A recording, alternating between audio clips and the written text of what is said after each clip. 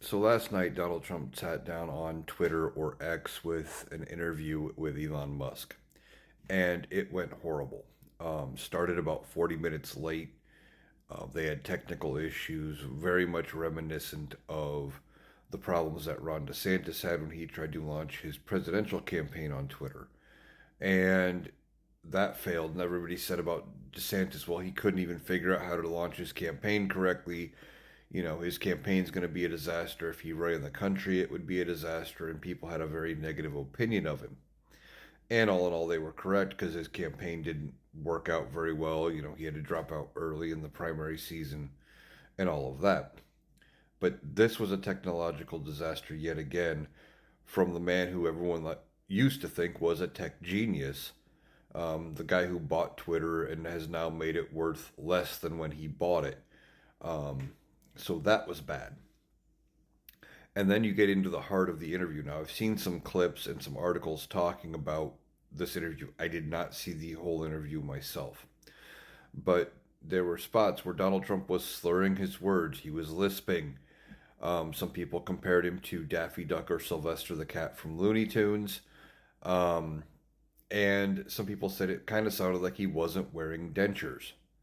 I don't know what the deal was, but it sounded really, really bad. It just raised more questions about whether or not he's healthy enough, if he's mentally capable, if there's other issues that we don't know about. You combine that with the fact that he is not going out actively campaigning very much.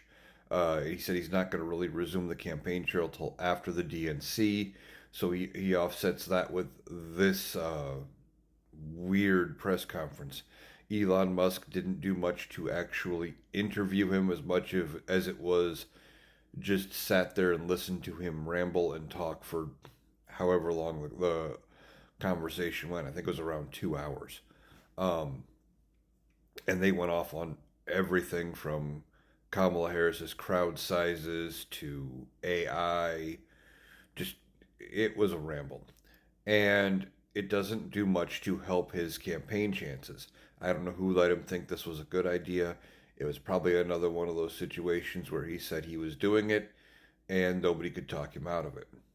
But all in all, that little interview on Twitter was horrible, and it didn't help his campaign any. If anything, I'm guessing it hurt him even more with people who were on the fence about voting for him.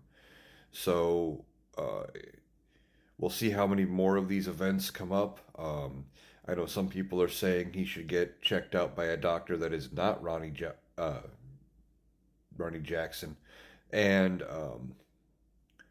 go from there. Like probably needs to be checked out by a doctor and have somebody else confirm the fact that he is capable enough to lead, with as bad as his mental decline seems to be showing here in recent weeks.